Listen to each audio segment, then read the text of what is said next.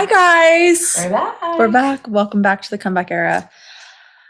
I just feel like I need to clear the air. Just a hair. Just a hair. It's been an interesting week, to say the least. It's always interesting in my neck of the woods. The amount of drama that goes on in Kayla's life is actually...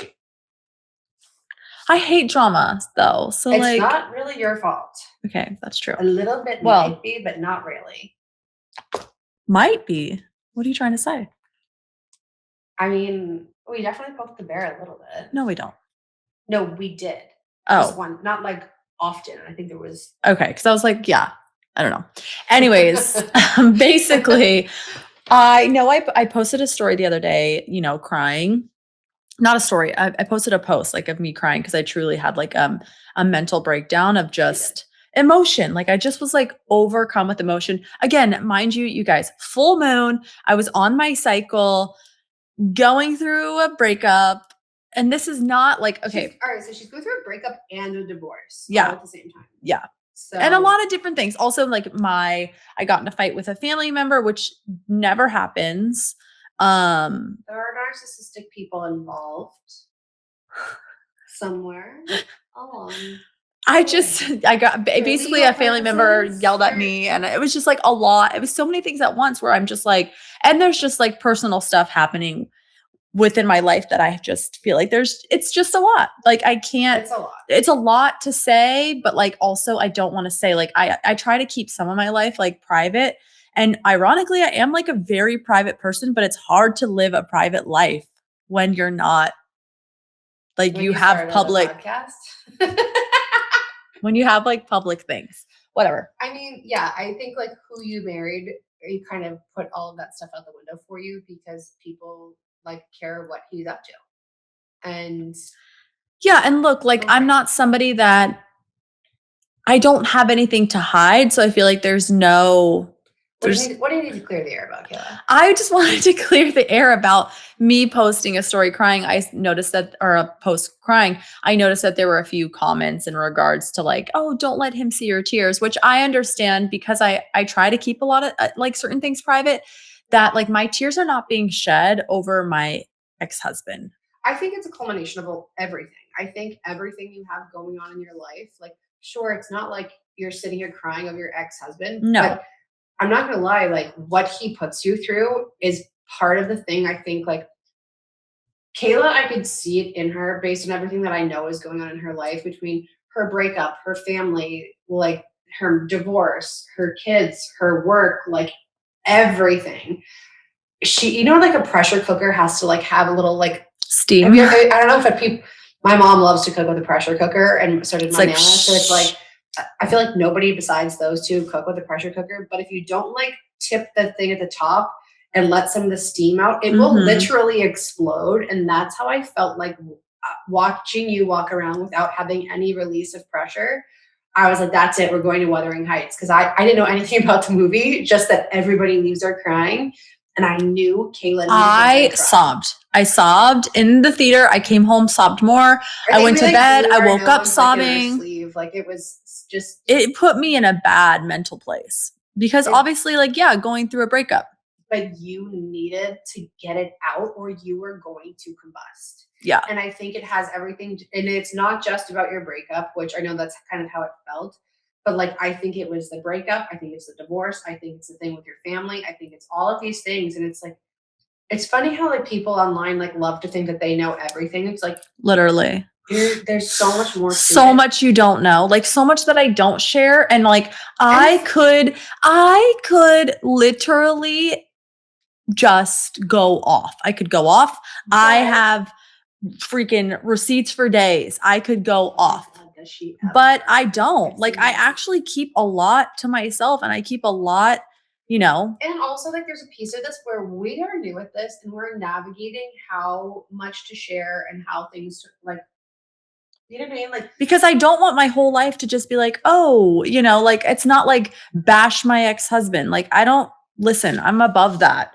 Are there truths that need to be to had? Yeah, because I live in my truth, and I am an extremely authentic, honest person in who I am. And that's a conversation I was having with Caroline. Your ex is challenging. Like, he is one of the most self-absorbed people I've witnessed, and Yes, but I do believe in his core, he's a great person. He's just lost and he's being manipulated and he's doing the manipulating. You know what I see though? I will give him this. Like, I think there's a lot of pieces where he's a good dad in the sense that he's like a fun uncle and he loves to like make the kids happy. And like, I will give credit where it's due. I think the kids are really happy in his presence. And that's all that I care about, and that's right? awesome. Well, I mean, I don't just care about their happiness. I care about their health, their trajectory, their safety, their moral codes. Yeah. So there's all of that. But you know what I see here a lot of is I think he like hates you so much because he loves you. Yeah. And he'll be like, I'm so happy. Look how happy I am. Yeah. Happy, happy, happy. We're so happy. And yeah. and I think like, and I do want him to be happy, you know? All the power to you. But I do think a lot of his hatred comes from a place of, I do think he's hurt. I think it's hard. And I understand that. And I have compassion for him in that way. I really do. But like, I think like that hatred comes from a place of where he loves you. And I think he was hurt. And I think like, it's hard because we've talked about this a lot of wanting the man in your life to step up to their potential. And this has been a huge thing that we've been talking about lately. In our personal life, and yes. Just like hanging out on the couch and we talk about how, because I've had this happen so many times too, where I've been madly in love with somebody and they threw us away because they weren't ready to like, they couldn't step up to the plate. Yeah. Like, I literally had like the first guy I dated, we dated for 7 years, which is basically a common law marriage. And like, imagine, you know, that's as long as your marriage actually was. Like, that's how long this guy and I dated for. And he broke up with me, ironically, because he knew he couldn't give me the life that I deserved. Right. And that is so infuriating when you're in love with somebody to be like, what the fuck? Right. Just why can't you rise to the occasion? Like, why can't you find it within yourself to say, I love this person so much. Right. I'm going to be better. I'm going to be the best version of me. I'm going to rise. And I think that that's a lot of the trouble that Kayla and I have really found that we have with men, where we're like, we see the potential in you. Why don't you see that in yourself? And why don't you love me and yourself enough to rise? Right. And then they always date down because that allows them to feel like empowered and things like that. And so I have to stop dating down sometimes because I need a man who is so secure in himself that he's not threatened by the ways in which I'm like great. You know what I mean? And not to be like, well, I'm so great. Like, let me toot my own horn. But no, you are great though. I believe that you are great. I've said that before. And it's hard because like, I feel like I'm great. And so it's hard when you love somebody and you know that they love you and you're like, why are you pushing me away? Well, listen, when a strong woman does put pressure on a weak man, he will run into the arms of a woman of lower value. She's not going to require more, you know? And men want to be proud of who they are. And so I think it's more of like it's an insecurity issue. And I don't want that to be a reason why I wouldn't work out with someone, right? Like, no one wants to date anyone that's insecure, and we all have insecurities. And I do think women see the best in a lot of times in men. And it's just, I just think like we have to find higher value men. And I'm not trying to like shit on men because I love men. I think they're so great. Yes, we need men. And like I love men. A masculine man. But the problem is that I am a firstborn daughter. I'm a Capricorn. I was born in the year of the horse. You know what I mean? Like, I know that like I'm a force to be reckoned with. I know that I'm a strong woman. But the right man makes you soft. And I crave that so desperately. Like, it could literally bring me to tears because I just want to be soft. Like, I just want to find a man who is more capable than I am. And it's hard when the washing machine's going on. It's okay. It happens when you record in your house. It's life. It does a real whole song and dance, doesn't it? It's really unnecessary. Just like it's done. All right. Anyways, it's just hard when like there's a lot of times in my life where I haven't really been able to rely on the guys in my life where I needed them to step up and they didn't, so I had to step up for myself. Mm-hmm. And that has made me into a strong woman, and that's fine. But like, I think, we've both encountered this a lot where, and I think a lot of women can relate to this. We're like, because I see everything. It's like women are so unbelievably capable, Mm-hmm. and like all we're looking for. Men are so capable too. I think it's just a matter of some miscommunication, and it's a matter of self-reflection. We all have to be able to sit there, look ourselves in the mirror, and look back at the patterns that we've, done, and say, okay, what could I do differently? What should I do next go round? And being honestly, like authentically yourself, I feel like that's something I'm frustrated about. Like obviously I recently dated somebody, and like I came into this relationship extremely naive. I haven't dated in 10 years, guys. Like, I came in wholeheartedly myself. I don't know how to play games. I don't like, first date, I was like, listen, I'm a wife. I'm not a girlfriend. Just letting you know. Like, just letting you know. Like, you may have dated. I haven't dated. I'm not here to date around. That's not who I am. I'm also not here to settle. But like, I don't know how to play games. I'm going to be straightforward. I'm not going to hide any cards. I'm going to tell you who I am, how I am. Like, and I feel like more people need to show up as themselves and not as this image that they want to uphold. So you're dancing around it in a beautiful way because we are on a podcast. How so? I'm gonna go straight to the nitty. No, do not. I'm gonna. All right. No, go ahead. Well, no, be respectful. Of course, but the thing is I fell in love. What happened to Kayla? And the thing is so I was by her side, literally, because we were out in California at our podcast studio. And so Kayla's FaceTiming this guy basically 24/7. And I am right next to her. And so FaceTimes are obviously loud and I can hear everything. And like Kayla and I are having to share a room because we're staying at her mom's house. And like, so I'm literally right next to her the whole time. So this guy is singing all the songs, he's saying all the right things. And I was like, wow, this guy's great. I did go to Kayla. I said, hey, I don't want to project my past situations and circumstances on you, but I said, just be aware that love bombing is a thing. And I was like, I hope this is your fairy tale that you deserve. I hope this is all the things you deserve. But I just want you to be aware that love bombing is a thing. And I said, check in with yourself around 3 months and who that person is at 3 months. That's when I feel like guys, just people in general, because anybody can be like, oh, look at me, I'm this and I'm that and I'm all these great things. And I was saying that I would never do that. Like you wouldn't. I don't say anything that I couldn't live up to. Like if I'm not this person, I'm not going to pretend like I am. Okay, but the thing is when somebody isn't the person that they want to be, they just kind of like are. You don't think people lie on their resume? Because that's exactly what happened. I don't know. I haven't had a resume in a long time. The thing is like who he promised himself to be and who he portrayed himself to be ended up not being the guy he actually was. And I've said this to Keela 1,000 times when she's like grieving this relationship. And I'm saying to her, I said, Keela, like you love the idea of this man because the idea that he sold you is not who he was. And his words and his actions never were the same. They weren't. I know. I agree, but I disagree. Like, do tell. Go on. I don't know. How do you disagree with that? Did he ever buy you flowers?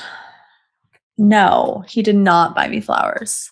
Listen, also, you guys, listen, I've come out of a very toxic marriage, unfortunately. Put it lightly. I came into the relationship extremely vulnerable, and I don't think he's a bad guy. Like I have deep love and appreciation for him, and I respect him, and I hope there's some self-reflection. And again, there's been a lot of self-reflection on my part. Like sometimes I think I'm too self-reflective and too compassionate, and that's why you're way too nice to this guy for what he deserves. Like, because I'll say this, I'm not just like, I'm gonna shit on this guy. Yeah. He's the worst. Because I was his biggest cheerleader. Like, her family was like, I don't like X, Y, and Z. And I was like, no, like, he's a great guy. I would give him a chance, because I'm sitting next to Kayla while she's on the phone with him, and I'm hearing like all these promises that he's making what a great guy. And then later on, she was telling me stuff, and I was like, I literally said to her, I was like, I was back in Boston, we're on the phone, and I'm like, Kayla, holster, you're crazy. I literally said that to her. And then as more details came out, I was like, actually, wait a minute, hold on. And I was really seeing the way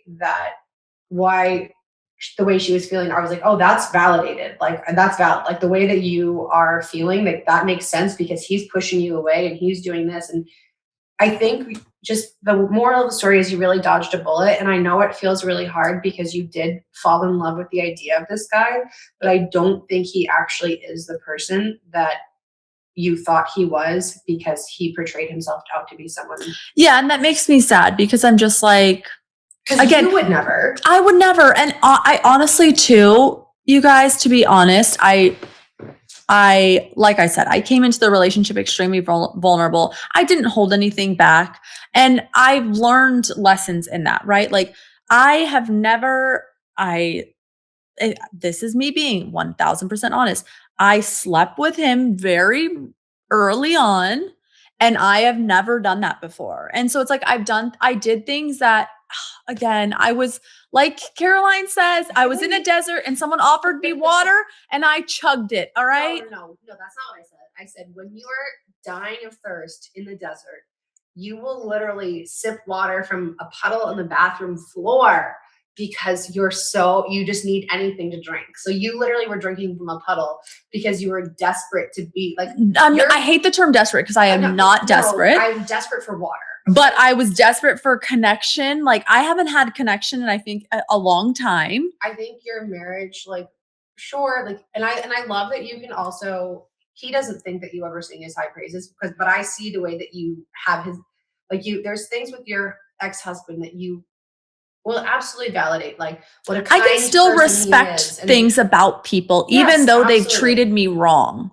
I think you're way nicer to him than he realizes that you are, considering all that has gone. And God forbid, I do not want him back. I think that there's a little narrative that people think like I cry tears over him. Like, gosh, no, the man could come crawling back to me, begging, pleading, crying, and I would still be like, no.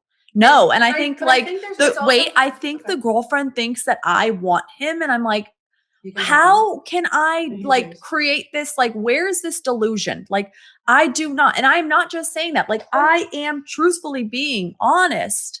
And it's also okay to like grieve. Like, you're somebody who values marriage, who values family, 1000%. But I gave myself the sanctity of marriage. So I think that there is an element of this where, like, sure, you don't want him back, but you are allowed to grieve the fact that your marriage didn't work. And that can be sad. Yeah. Like, you're allowed to be sad about that. Like, right. Right. But at the same time, right. But like, Caroline, I literally can lay my head on a pillow at night, comfortably sleeping, know that I gave my all and more. I gave my all and more. Like, you guys obviously know a gist of how I was betrayed on multiple levels. And it's not because I lack self-worth. It's because I hold marriage, and I held my husband to a standard that necessarily might not have ever been. And that's not a falter. Like, I don't fault myself on that. No, but that, as you should. Like, it's not like your husband was like, that your job isn't good enough or this isn't good enough. Like, your husband had a problem, and he's been open about his struggles and the fact that he had to go to rehab. So, like, that's not any surprising news, because he's talked about that. But I think, like, you weren't picking apart, like, you wear cargo shorts and you're like, you know what I mean? You were like, hey, like, you need to go to rehab because I need you to be healthy. Well, I see so much for you, and you don't see it for yourself. And also, I can't do it all. And like, let's give credit where credit is due. Your ex-husband is one of the greatest swimmers of all time. Right. Like, literally, if Michael Phelps didn't exist, he would have been the greatest swimmer of all time. Yeah.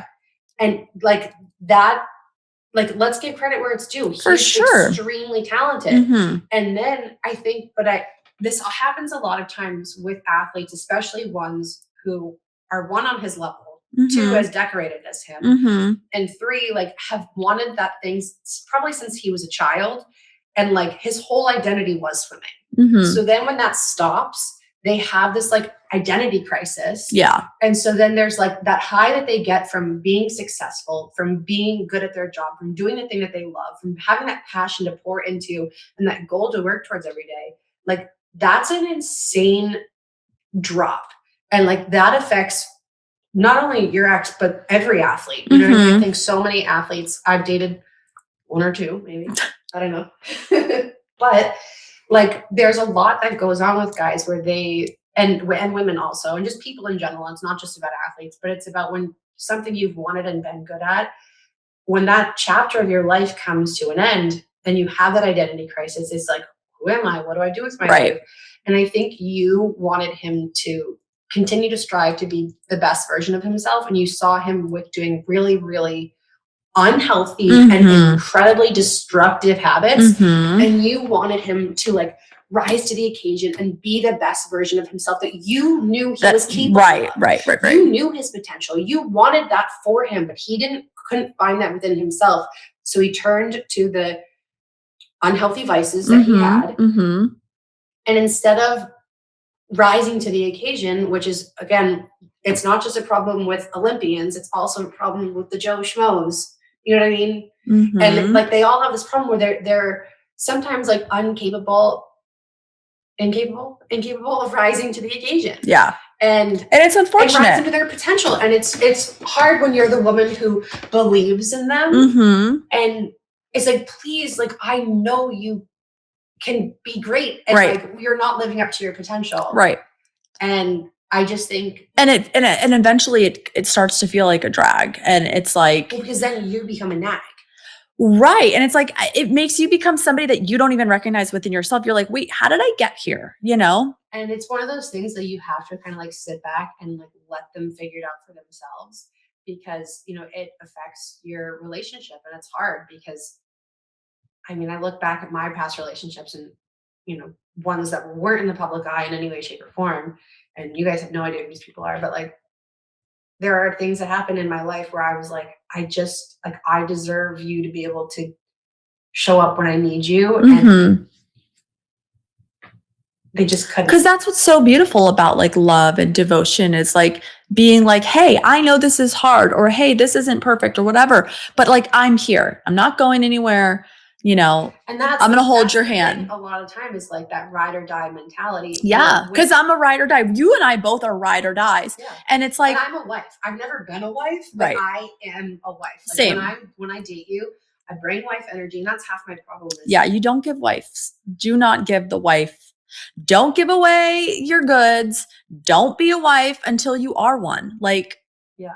Period. But like, I just don't know how not to be, because I love that. I love that that's the energy that I bring to the table. But my problem is that I have that ride or die mentality when I need to be ride or die for myself, because I allow so much. And I think you do this too, where we allow so much to happen and we ignore so many red flags because we believe in somebody and we see their potential. Yeah. As women, we really need to work we really need to work on this. We really need to work on this of being like, believe who they are. And this is the biggest thing. So like the guy that Kayla just dated, once push came to shove with everything, I was like, Kayla, his words and his actions aren't matching, and who he is acting and showing you to be who he is.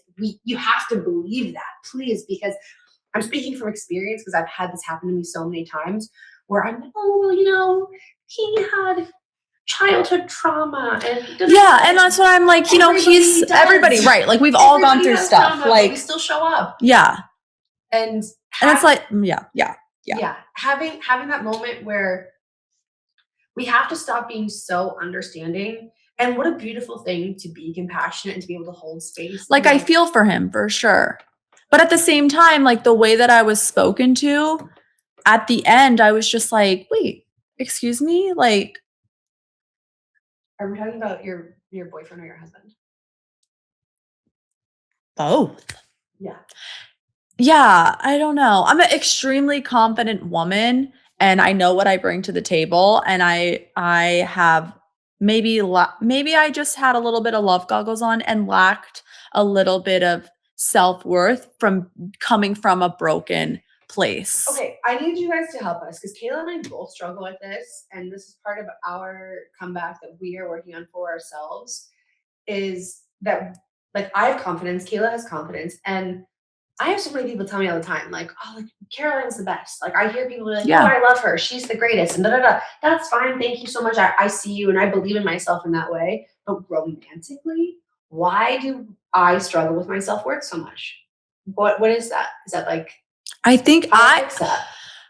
I'm learning that it's a muscle. I think you need to pour into yourself so much that the bringing on someone romantically adds value to your life and doesn't take from your life. So I think you have to be so secure on your own that it doesn't matter if they come or go.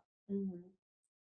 And so that was the thing. So when I dated Army Boy, And then having the boundaries of like, when they start to play games with you, you say, no, so no, that no. was what happened. And I didn't. I was like, wait, is something wrong? No. Like, are you okay? But Here I am coming from a marriage that like when something's wrong, you ask like, hey, is everything all good?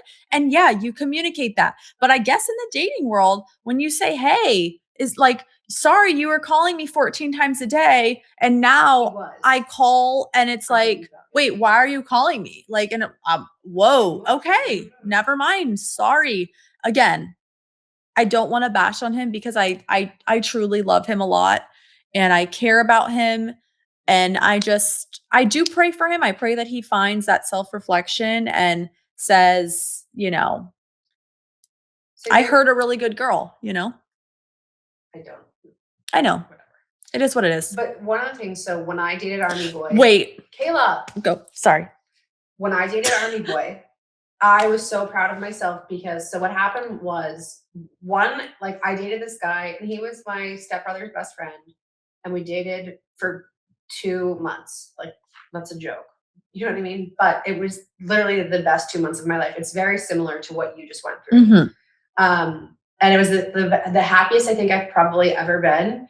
But out of nowhere, he just like got weird, got in his head, and my uncle died, and he just disappeared. Like literally the time I needed him the most, like my uncle died. Like he died of ALS, and it happened way sooner than we all thought.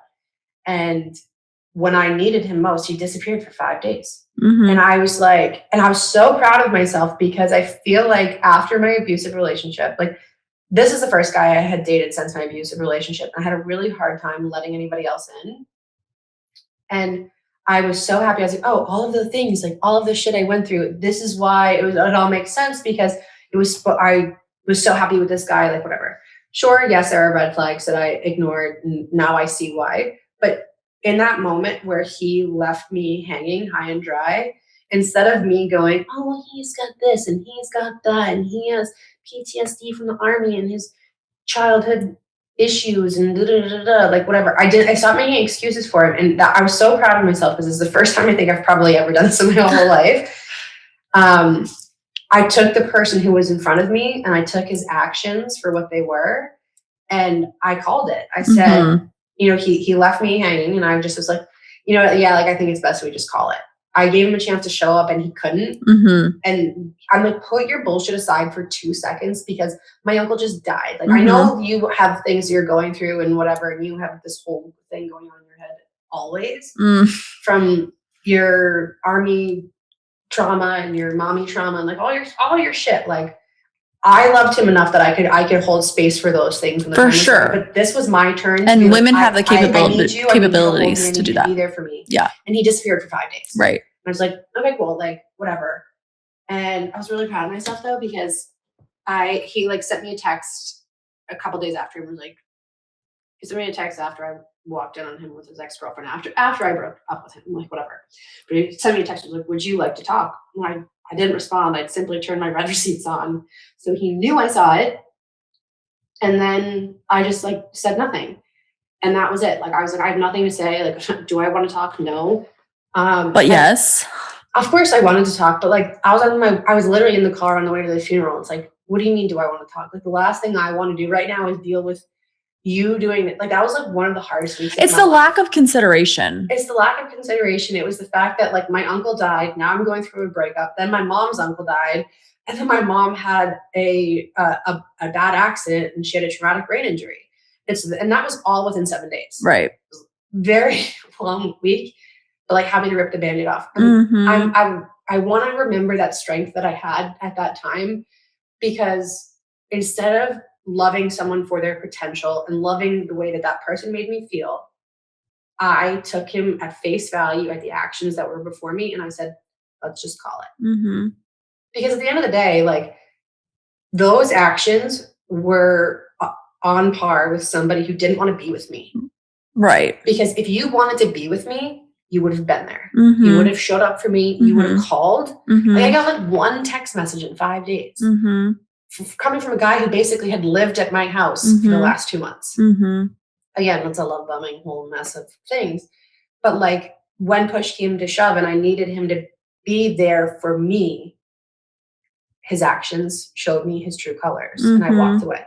That's not to say that it's been a mess after. There was a messy situation after that and whatever. But that's neither here nor there. Right. My self-worth went back out the window. So it happens. It comes and goes, and you live and you learn. And then it comes back, and then you block him on everything. Yeah.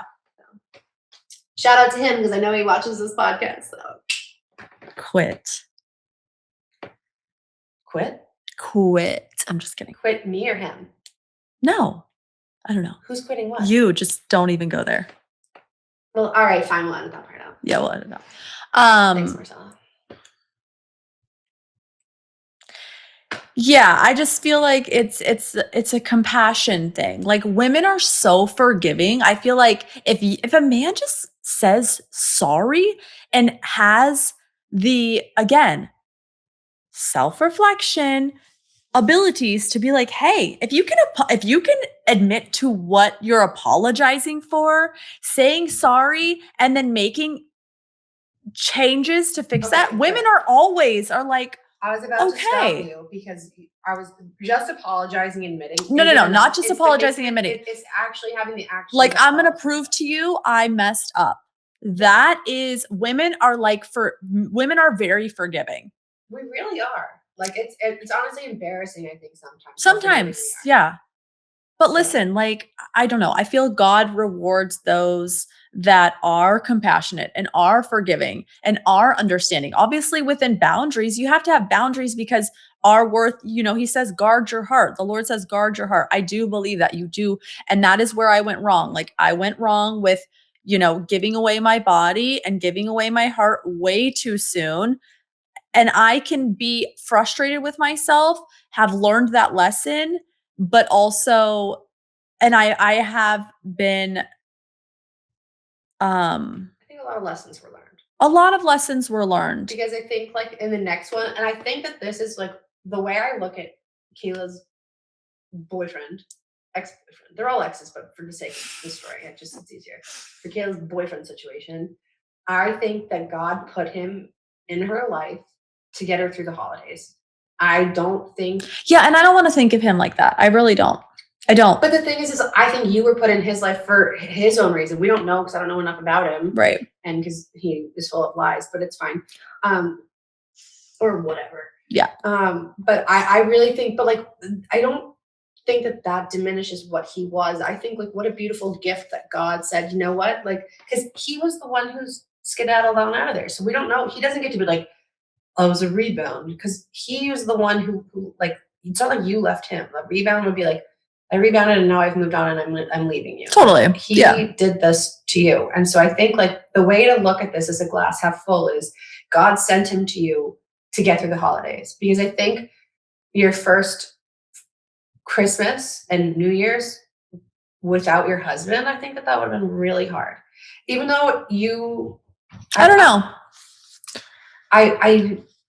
Even though I know that you don't want him back and all of that things, and I know that you aren't supposed to be with him, but it doesn't, like, take away from the fact that your first holiday in the middle of divorce, I feel like that would have been hard. Probably. And I think that this gave you something to be excited about and something to look forward to and something to distract you from what could have been a really heavy season. So you know what I mean? Like that's kind of the thing to like, sometimes things go wrong.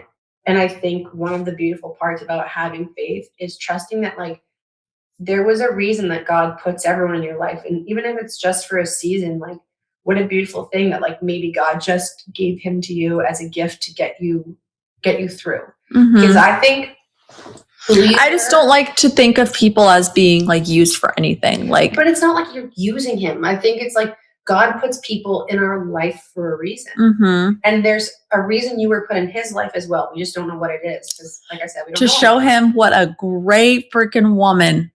And like, you know what, that's the thing. Like maybe that guy has never been loved the way that he loved. Oh, for sure. And maybe he needed to be loved like that to know, to heal whatever is broken in him that makes him feel that he needs to. I don't want to say lie, but I just think because I don't think he's a liar. I don't think he's a liar. I think listen, I know a liar. I think he it's not a liar. I think he wanted to be this best version of himself, and I don't think he was capable of being that. And I think that that's okay. Like, you know what? All the power to you, sir. See, but that's the thing. I do think it's capable. I don't think it, and I don't want to just talk about him, but like, I do think he was capable. I think that he was very responsible and self-driven. So then why didn't his actions ever match his words? I think it's more of like some people self-sabotage because they think like, I don't know. I think it comes from insecurity.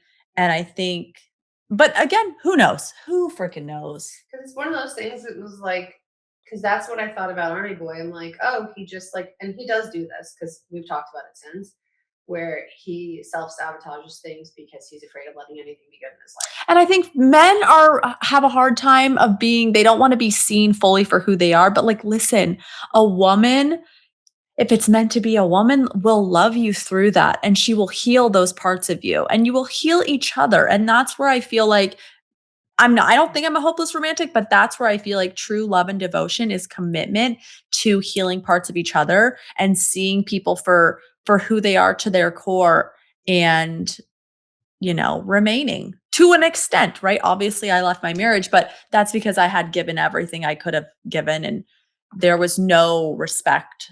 You know, there was a lot of, I don't even know.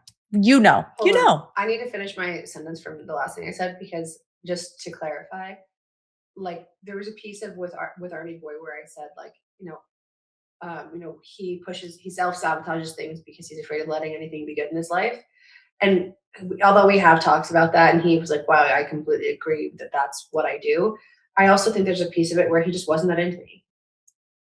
I think about that too, but then I'm like, no, I don't believe that.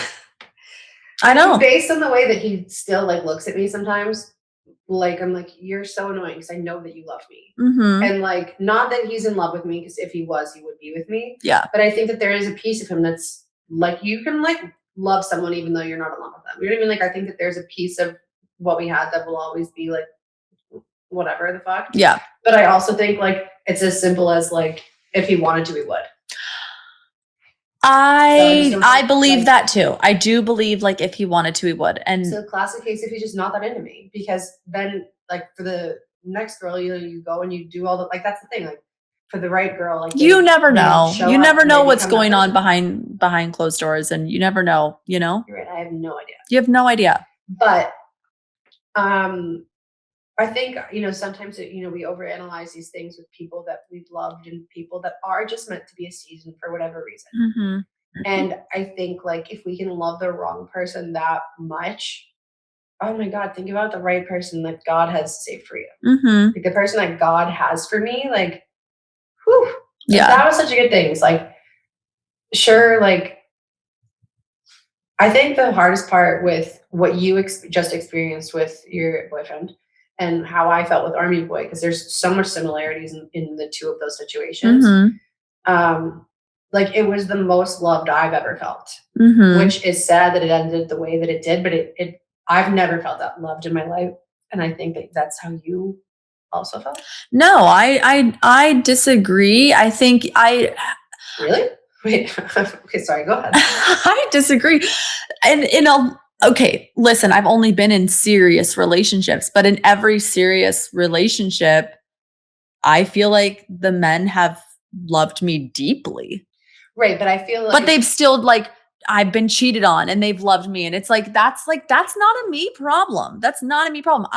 Yes, are there things I need to work on? Absolutely. But am I a catch? 100 fucking percent. I so know. you're saying that you do, because like everything in conversation we've had, you've made it seem like the boyfriend was like gave you the best love you've ever experienced. Am I wrong in that? I don't want to. Never mind. Never mind. I don't want to say because each love in my life has been a different season of love, but because I was coming out of a depleted season of being treated so poorly, he made me feel very safe in ways that I haven't felt before. I will say this most recent, he made me feel things that I hadn't felt before in regards to being open and safe in specific ways. And that's the worst part about feeling safe like that. Because you let your guard down. And then you're like, wow, I've never felt so safe before in my life. And not just safe in the sense that like this person could kill someone with their bare hands if someone broke in the house, or like I'd be safe in an apocalypse. Right. And so your heart also feels safe with this person because you feel so loved with them. Yeah.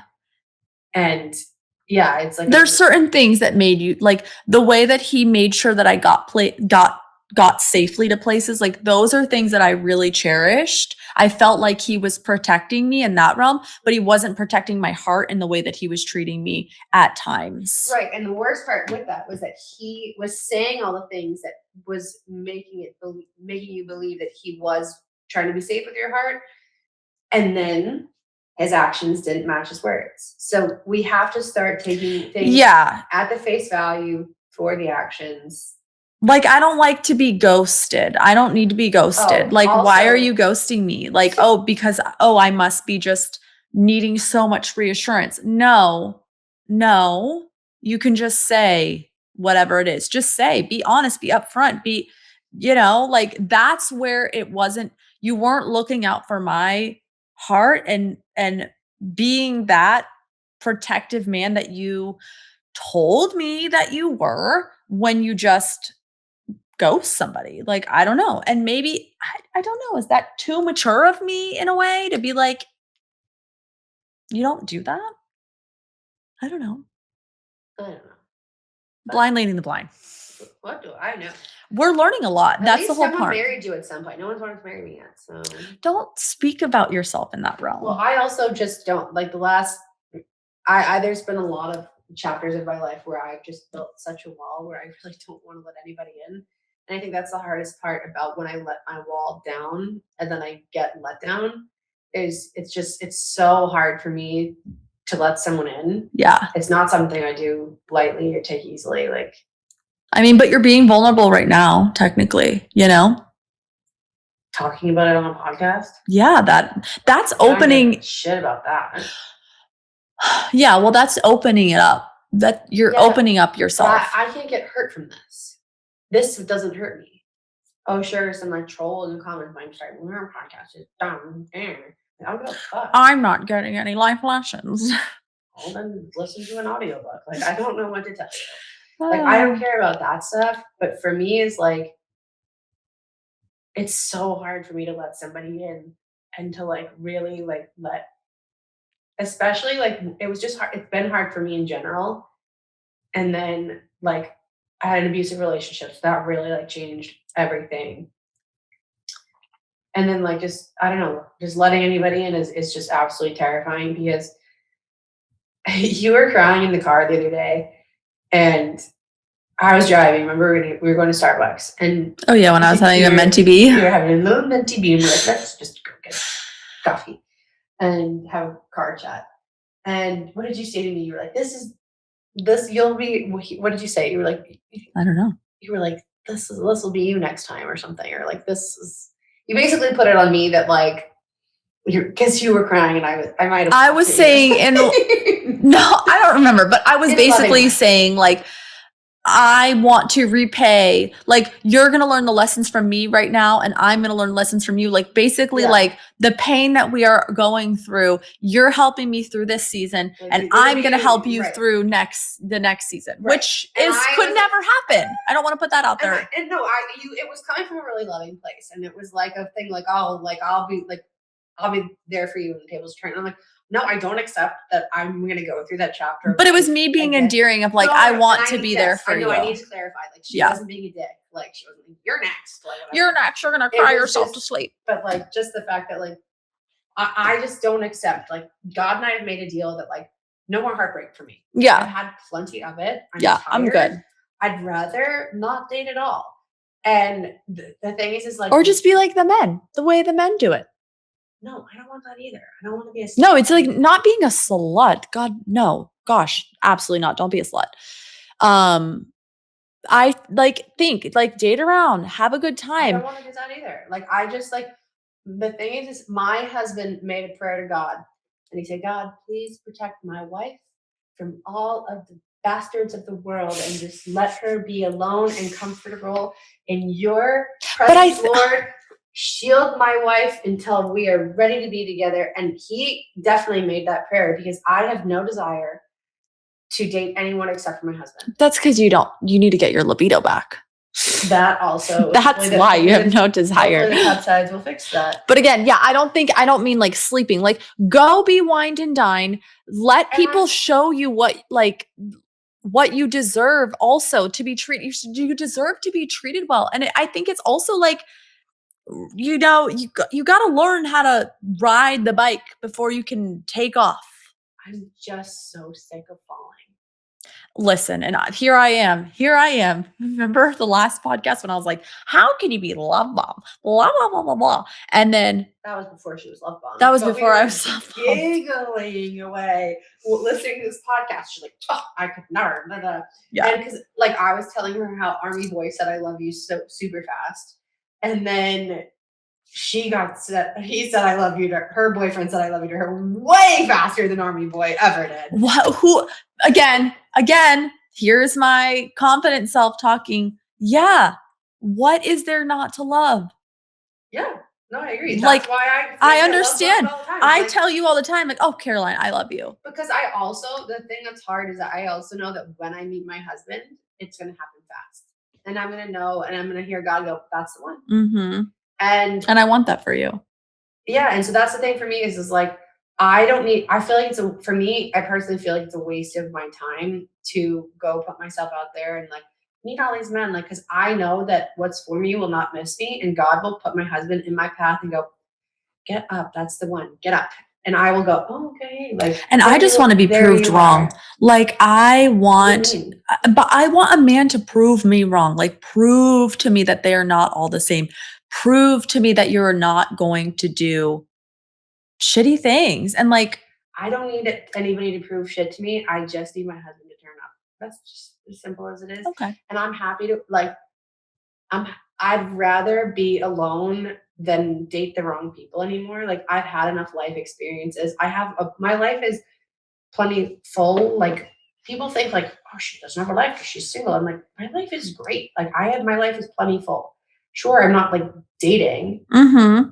And I don't think dating is everything. Like I don't even feel like I'm really a dater, but I do feel like you have to learn what you don't want. You, but I'm saying about like what other people say and like. Oh, okay.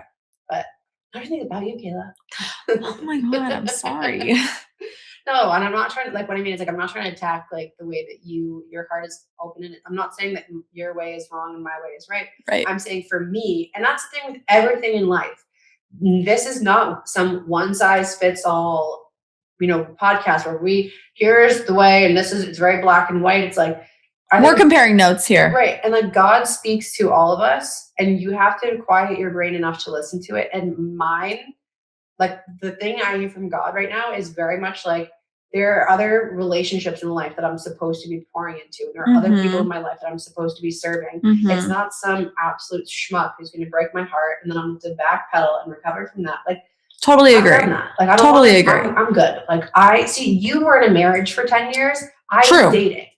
And like, true, very true. So like, we're coming from I've different. done this already. Yeah, yeah. Like, even though I've been pretty much single the last like 5 years, I've done that. And like, if it's not from God, I'm not interested. And likewise, you know, but I do think like I do need to be single. I need to be in a single season because I'm so motivated on continuing to work on myself. And I just, it excites me, the woman that I am becoming and working on. And like, I don't want my energy to be like poured elsewhere, you know? Kayla does such a good job. She's always, Thank you're you. very much like a self-starter. You're very like always like trying to grow, trying to be better. But one of the most annoying things ever is her loser ex-boyfriend.